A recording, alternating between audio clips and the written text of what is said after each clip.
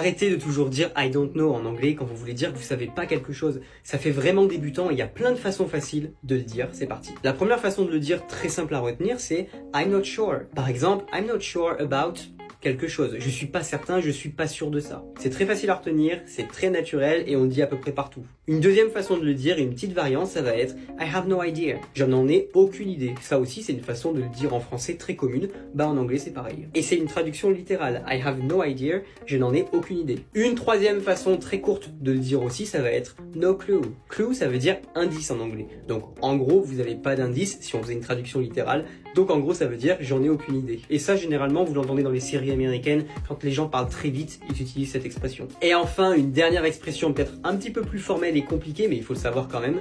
Vous pouvez dire that's beyond me, dans le sens où vous savez pas du tout, vous avez aucune idée. Donc vous voyez qu'en anglais, il y a plusieurs façons de dire I don't know, et il y en a encore plein, et ça évite de toujours répéter cette même phrase qui est vraiment très débutante.